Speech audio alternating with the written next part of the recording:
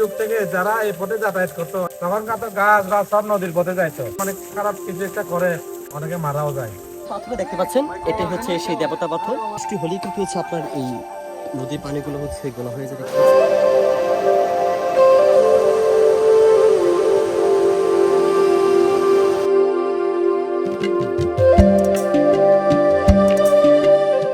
দেখতে পাচ্ছেন আমার পিছনে যে পাথরটা, এটাই হচ্ছে সেই দেবতা পাথর।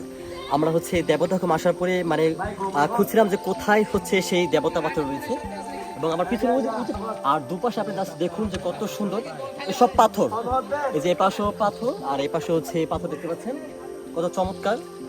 একেবারে হচ্ছে গভীর, একেবারে অন্ধকার হয়ে আছে। এই যে পাথরের চূড়ায় যে গাছপালাগুলো রয়েছে একেবারে অন্ধকার হয়ে আছে, দেখতে পাচ্ছেন। পাহাড়ের চূড়ায় একেবারে গভীরে চলে আসছি আমরা। এই মুহূর্তে হচ্ছে একবারে গভীরে আছে।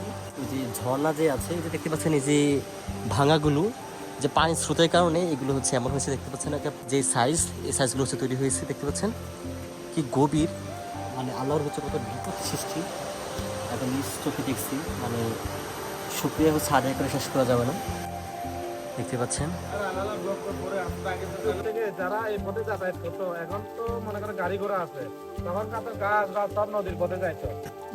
ওই নদীর পথে যাওয়ার জন্য ওই পাথরের সাথে যদি কেউ ধাক্কা লাগায়, কেউ মানে ওকে কেয়ার না করে যদি কেউ মানে খারাপ কিছু একটা করে, তাহলে সেক্ষেত্রে ওই লোকের মানে যে কোনো দুর্ঘটনা ঘটে, অনেকে মারাও যায়। আপনার হচ্ছে বৃষ্টি হইলে এই যে নদীর পানি একেবারে হচ্ছে গোলা হয়ে যায়। এপাশে দেখতে পাচ্ছেন পাহাড়, এপাশে মাঝখানে একটি সরু নদী বয়ে গিয়েছে।